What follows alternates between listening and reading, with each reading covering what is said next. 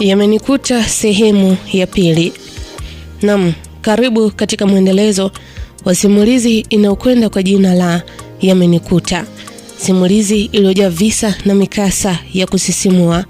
Anayetusimulia kisa hiki ni mwanamke anayefahamika kwa jina la Pamela.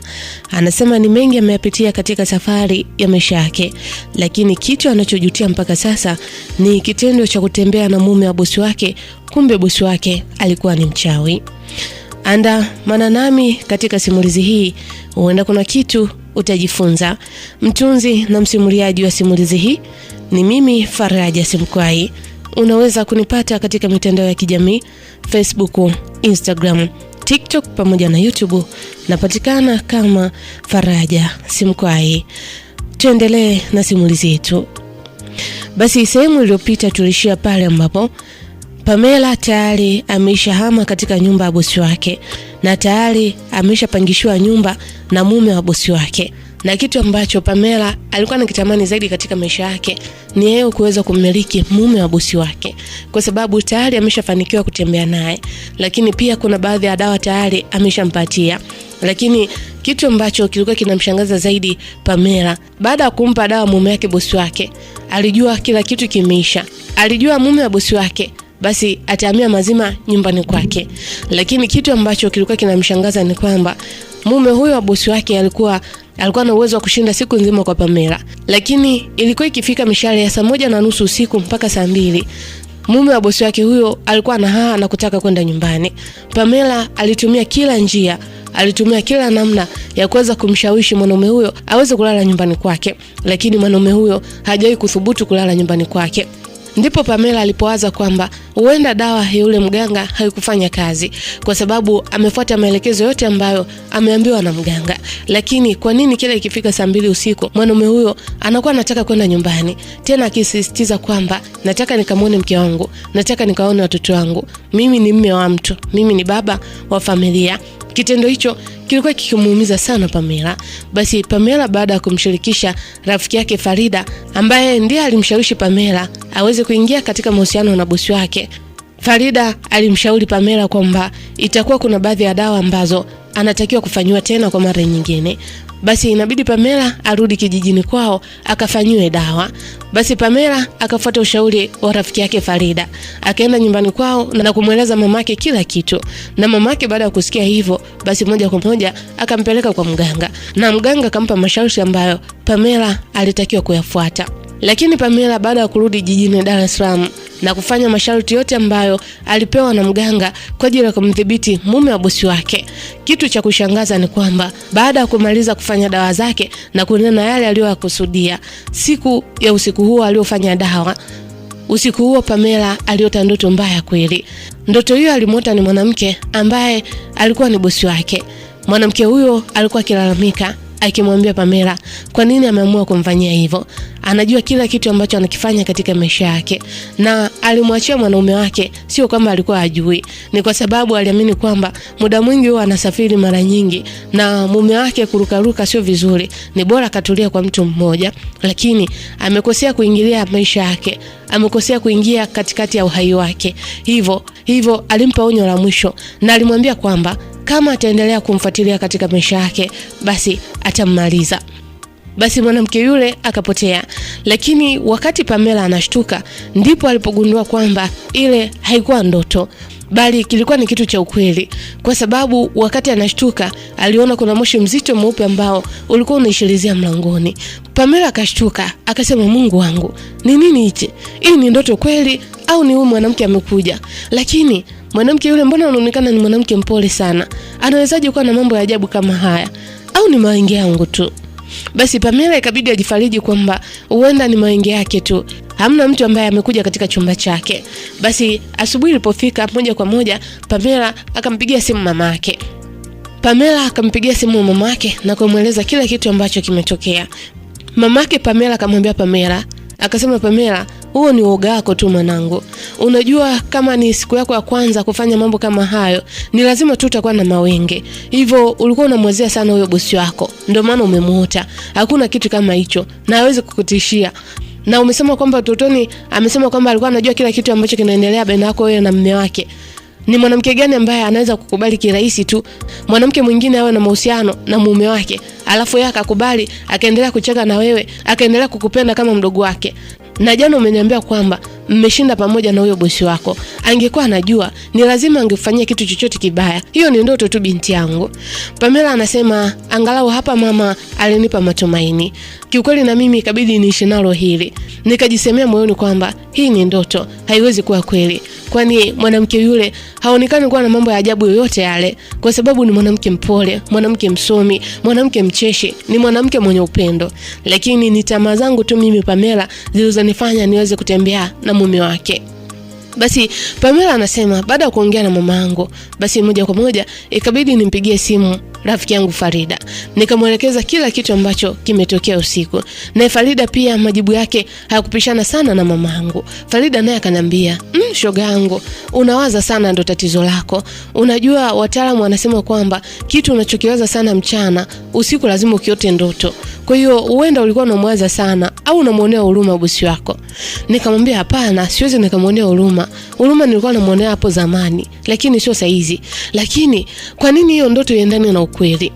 Farida akasema, bwana, huenda ulikuwa na ukungu katika macho yako. Yaani moshi utokee tu, hapana moto, hapana kitu chochote, alafu upotee kirahisi tu. Bwana, hayo mambo yalikuwa ni zamani. Na ni hofu yako tu ndio iliyokupelekea mpaka ukaona mambo ya ajabu kama hayo. Tuliza akili rafiki yangu. Ukitaka kuishi maisha mazuri, ni lazima ukaze roho. Tatizo lako rafiki yangu, unatanguliza sana huruma. Huruma itakiwi. Yaani nikwambie tu rafiki yangu, mabosi wa siku hizi hawana huruma hata kidogo. Unaweza kufanya kazi usiku na mchana, ukajituma kama punda, lakini hawajui thamani yako. Sasa ukipata nafasi kama hii, itumie vizuri. Kisha Farida akaniambia, akasema, vipi? Mpenzi wako saizi ameanza kulala nyumbani kwako? Pamela anasema, nikamwambia, hajawahi kulala. Yaani ni kawaida yake ile. Ikifika tu mida saa 1, saa 2 anaanza kuwahi kwenda nyumbani. Yaani nimetumia kila njia ya kuweza kumshawishi ili alale hapa nyumbani kwangu, lakini hataki kabisa. Yaani ananiambia anawahi familia yake, hayupo tayari kuvunja ndoa yake. Yaani sijui au dawa yangu haifanyi kazi vizuri. Pamela anasema Farida akaniambia, akasema huenda ile dawa mara ya kwanza ulipewa mvuto kama ambavyo mamako alikwambia. Sasa sikiliza, kwa saizi si dawa tayari imeshaanza kufanya kazi. Kwa saizi si tayari dawa imeshaanza kufanya kazi. Wewe subiri tu, majibu yataanza muda sio mrefu. Pamela anasema basi baada ya kuongea na Farida, nikakata simu. Nikaendelea kusubiri matokeo kutoka kwa huyu mume wake bosi wangu. Basi mwanaume huyu alikuja nyumbani, tuliongea vizuri, tulicheka. Alikuja mshale kama ya saa 5 hivi asubuhi. Tuliongea vizuri, tukipanga maisha yetu yatakavyokuwa na mambo mengine mengi ambayo wapenzi huwa wanapanga. Lakini muda ulipofika tu saa 2 kamili usiku, mwanaume huyu akaanza kuhaa. Akawa anasema nataka niende nyumbani. Nikamwambia, hivi unipendi? Kama unipendi si ungeniambia tu mapema. Yaani hata siku moja hujai kutaka kulala nyumbani kwangu. Kwani mimi sio mwanamke? Yaani muda wote tu unamwaza mwanamke wako huyo. Kama ulijua una mke na unampenda, kwa nini ulikuja kwangu? Mwanaume huyo akaniambia, Pamela, sijui ni kwa nini nipo na wewe. Na swala kuniambia kwamba sikupendi na kupenda, na ndio maana mpaka muda huu niko na wewe. Lakini naomba uzingatie mipaka yako. Mimi ni mume wa mtu, natakiwa kwenda nyumbani. Pamela anasema kitendo hichi kilizidi kuniumiza. Nikawa najiuliza, nimshike wapi huyu mwanaume anisikilize kwa kila kitu? Yaani anisikilize kama yule mwanaume wake Farida anavyomsikiliza Farida kwa kila kitu. Yaani mimi najitahidi kufanya kila kitu ili mwanaume huyo awe upande wangu, lakini anakuwa upande wangu kwa vitu vichache tu. Ikifika tu mida usiku anakumbuka nyumbani. Mbona mwanaume wake Farida huwa hakumbuki? Na wakati mwingine mpaka Farida mwenyewe anamfukuza na kumwambia kwamba haya, nenda katika familia yako ukasalimie pia. Lakini mimi kwangu nakuwa kila siku nakuwa nabembeleza. Kitendo hichi kilizidi kuniumiza. Basi siku zilizidi kusonga mbele. Hatimaye nikajikuta nimebeba ujauzito wa mwanaume huyo. Lakini kitu cha kushangaza kingine, hata mke wake pia alibeba ujauzito. Ujauzito wa mke wake ulikuwa na umri wa miezi 5. Ujauzito wangu mimi ulikuwa na miezi 3 tu. Basi baada ya kuona hayo, nikasema mwanaume huyu anaweza kurudisha upendo maradufu kwa mke wake, kwa sababu mke wake anataka kumuongezea mtoto mwingine wa 4. Basi na mimi ikabidi nianze kujibana hapa. Nikawa namwambia, mke wako unasema ni mjamzito, hata mimi ni mjamzito pia, nina mtoto wako tumboni. Hauwezi ukawa unaniacha hivi na ukawa unakuja nyumbani kwangu vile unavyojisikia muda unaotaka. Vipi kama nikipata matatizo usiku? Ni nani ambaye atanisaidia? Unajua fika kwamba hapa jijini Dar es Salaam sina ndugu hata mmoja isipokuwa wewe, na mimi ninakutegemea, na sina kazi yoyote hapa na kutegemea wewe. Nimekuwa tu mama wa nyumbani. Mwanaume huyu aliendelea kusema kwamba hofu yangu ni nini? Kama tayari nimeshabeba ujauzito, basi tayari nina kiumbe chake tumboni mwangu. Hivyo atafanya majukumu yake kama baba na sikulazimishwa. Basi maisha yakaendelea, lakini mwanaume huyu hata siku moja bado hakutaka kuthubutu kulala nyumbani kwangu. Kitendo hichi kikazidi kuniumiza sana. Nikajikuta naumia kuzidi hapo awali. Basi nikamfuata tena Farida na kumwambia. Farida akaniambia, akasema, shoga yangu, hii imezidi. Huyu mwanaume itakuwa kuna kitu ambacho amelishwa na huyo mke wake. Haiwezekani. Yaani pamoja na dawa zote ambazo tumemfanyia, bado tu anakumbuka nyumbani kwake. Sasa sikiliza. Mimi kuna mtaalamu wangu ambaye huwa namtumia. Huu ndo mtaalamu ambaye ananifanya mpaka saizi niwe hapa mjini. Ndo mtaalamu aliyenifanya nimshike bosi wangu hapa, hafurukuti kama unavyoniona shoga yangu. Mwenzio anazidi kupendeza, maisha yanazidi kuwa mazuri. Na saizi kuna kiwanja ambacho niko kujengewa hapo. Yaani mpaka dawa zije kuisha, tayari niisha chuma kila kitu kwa huyu mwanaume, na atarudi nyumbani kwake akiwa mikono mitupu. Pamela anasema, nikamwambia Farida, nisaidie rafiki yangu. Na ukizingatia mimi tayari ni mjamzito, nataka tukamkomeshe yule mwanamke. Yaani ikiwezekana tumuue kabisa yule mwanamke. Farida akasema, hilo ni swala dogo rafiki yangu, ngoja nikupeleke. Basi Pamela anasema, mimi pamoja na rafiki yangu Farida tukajiandaa na kuelekea huko kwa huyo mtaalamu. Tulipofika nikamwambia kila kitu huyo mtaalamu. Huyo mtaalamu akanipa masharti. Akaniambia kwamba ili uweze kumkamata huyo mwanaume na hicho kitu ambacho unakitaka kitokee kwa huyo mwanamke, basi chukua hii hapa dawa, ukafungie kitu chochote cha huyo mwanamke. Na hakikisha huyo mwanaume akija kwako, fanya kila njia umnyoe nywele, na ukinyoa nywele changanya na hii dawa ambayo nimekupatia. Na hakikisha dawa hii ukishachanganya, basi nenda kazike makabrini saa 8 usiku. Pamela anasema kiukweli niliogopa, lakini rafiki yangu Farida akasema, usijali rafiki yangu, mimi nitakusindikiza. Basi mimi nikaenda kufanya kama vile ambavyo mganga amenielekeza. Lakini kipengele kilikuja katika kumnyoa nywele huyu mwanaume. Siku hiyo nikajifanya niko romantic sana. Nikamwambia huyu mwanaume, nikamwambia baby, unajua nywele zako zimekuwa sana, nahitaji nikunyoe. Yule mwanaume akaniambia, hapana, huwezi kuninyoa. Alafu mimi mwenyewe nina fundi wangu ambaye huwa anakijulia kichwa changu. Na hata kabla sijanyoa nywele, ni lazima nikampe taarifa mke wangu. Hivyo mke wangu atakasirika sana. Na wewe ufundi umeutoa wapi kunyoa nywele?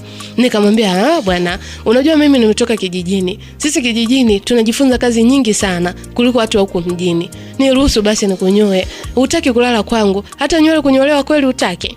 Basi nikamshawishi kadri ya uwezo wangu, mwanaume yule akakubali. Basi nikamnyoa nywele zingine, nikaziweka katika ile dawa nikachanganya. Basi baada hapo kazi yangu nikahisi imekamilika. Na ukumbuke kwamba kipindi kile nimeenda kwa bosi wangu yule wa kike. Nilinyofua nyuzi 2 za kanga, lakini pia kuna enga chifu ambayo niliichukua. Basi ile enga chifu ndio ambayo ilisaidia kuweza kufungia zile dawa. Basi ilipofika mishale ya usiku, mimi pamoja na rafiki yangu tukaelekea huko makabrini. Nilikuwa naenda huko nikawa nanena kwamba yaani mwanamke huyo kama hawezi kufa kawaida, basi afe katika uzazi, au mimba imsumbue sana, awe anaumwa sana, hatimaye aje kufa kwa kifafa cha mimba. Nilinena mambo mengi mabaya sana kwa bosi wangu yule akike. Basi tulipofika pale makabrini, nikamalizia kuyanena hayo mambo, kisha nikafukia zile dawa. Wakati nafukia zile dawa, moyo wangu ulikuwa ni mzito sana. Moyo wangu nikana kwamba ulikuwa unapigana na nafsi nyingine. Nafsi nyingine ilikuwa inaniambia niache hichi ninachokifanya, lakini nafsi nyingine ikawa inaniambia ili kuyapata maisha mazuri ni lazima nifanye hichi ninachokitaka, kwa sababu na mwanaume tayari nimeshampenda, ni lazima nitampata kwa njia yoyote ile, na maji nimeshavulia nguo, basi ni lazima niaoge. Basi baada ya kazi kukamilika, mimi huyo nikaelekea chumbani. Basi wakati nimelala, ndoto ile kama mara ya kwanza ikanijia tena. Nikaota mwanga mweupe pamoja na moshi mweupe ukiwa umejaa mle ndani. Baada ya ule mwanga akatokea mwanamke mwenye sura yule bosi wangu wa kike. Kisha akaniambia, akasema, Pamela, nilikukanya lakini nilikukataza. Nilikwambia dili na huyo mwanaume, usidili na maisha yangu wala kizazi changu. Lakini naona umefika pabaya. Umefika pabaya Pamela. Na nilikwambia kwamba usirudie. Haikuwa ndoto, ilikuwa ni kweli. Umefuata ushauri wa rafiki zako na ndugu zako. Sasa kwa taarifa yako nikwambie, kila kitu ambacho umekifanya hakiwezi kunipata. Na kila neno uliloliongea juu yangu mimi, na kila ulichokinena juu yangu mimi, nakwambia kikupate wewe mwenyewe. Lisipungue neno wala lisiongezeke neno. Kifanyike kile kile katika mwili wako wewe, kile ambacho ulitaka kinitokee mimi. Nilikukanya lakini ukusikia Pamela. Kisha baada ya kuongea mambo hayo, mwanamke yule akapotea. Nilishtuka tena. Nilishtuka kujasho jembamba likiwa linanitoka. Nikawa najiuliza, huyu mwanamke au ni mchawi kweli? Yaani kwa nini kila nikifanya dawa inayomhusu yeye mpaka aje ndotoni? Na saizi ananiambia kila kitu ambacho nakifanya lazima kinitokee mimi. Haiwezekani. Basi siku hiyo nikakaa macho mpaka asubuhi. Nikawa nampigia simu mume wa bosi wangu. Nikawa napiga simu ikawa haipatikani. Nilipiga sana. Nilipiga asubuhi mpaka jioni, simu yake ilikuwa haipatikani. Na huo ndio mwisho wa sehemu ya pili wa simulizi inayokwenda kwa jina la Yamenikuta. Je, Pamela hayo aliyoambiwa na bosi wake ndotoni ndio atakayomtokea au ni ndoto bado alikuwa anaota?